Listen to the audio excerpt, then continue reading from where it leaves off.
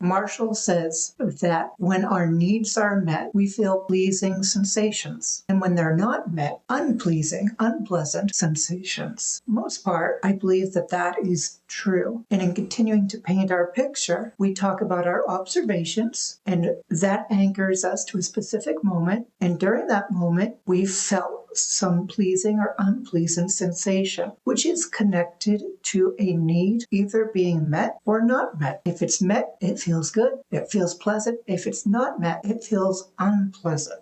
And in this painting of the picture, we are just exploring how our system works, not judging or implying wrongdoing. Marshall came up with dozens of different needs. Later on, he found the research of Manfred Max Neef, who had done research as an economist, who really boiled down the same list Marshall had into 9 different needs, interwoven. They were not discrete. And so these needs were really the top category, and you could have something more specific that connected to multiple of these categories. So these included, and I use the acronym SPACEFUL with 2 P's to help me remember them: sustenance, the physical objects that we need to thrive, to keep our body going: oxygen, food, etc. Protection, not being hurt,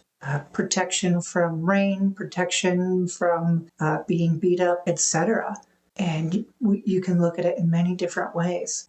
Economic protection, protection from people talking negatively about you and feeling hurt. Participation, being able to be a part of things, be a part of group. I also think of being self-actualized as well. Affection, to love and be loved, to have snuggles, to receive gifts, to write poems to those we care about, and to have them read to us. Creativity, to express creatively, to make things up, to do new things. Identity, to have, preserve, and to express that which we believe we are, and to have that part of ourselves protected as well. Freedom, to have choice and to not be limited in that to some extent. Understanding, so to understand and to be understood, to understand life, to understand how computers work,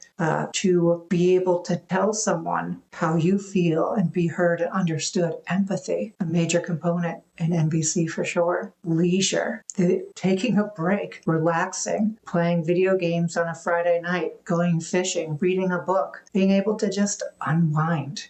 So Max Neef believed that these were universal needs across all people. And a lot of any expression of our pain could be mapped to one or more of these. And originally they were not in English, so the acronym doesn't stand in the original language. But it's greatly beneficial when we're trying to understand someone that we can connect to, well, what need of theirs isn't being met? What need of mine isn't being met? And we don't necessarily have to use this exact language. It's definitely a great basis if we can start spending time to understand and recognizing that these are universal needs. We will more readily be able to map expressions into these categories so that we can understand what's being conveyed, especially when they're not being conveyed directly. If someone says, I need you to leave me alone, that can map into many of the categories.